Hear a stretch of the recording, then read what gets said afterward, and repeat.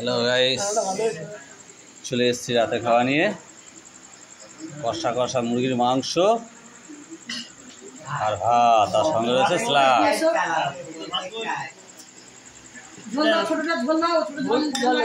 মাংস কিছু দেবে না, ঝোল লাগবে না আমার।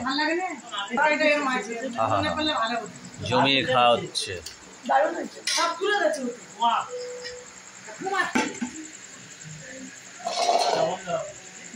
আবার সেই লাইন দিয়ে বসে গেছে আমরা সবাই দুপুরের মতো।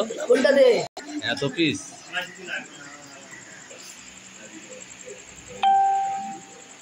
ঝাল ফাল সবাই পারফেক্ট।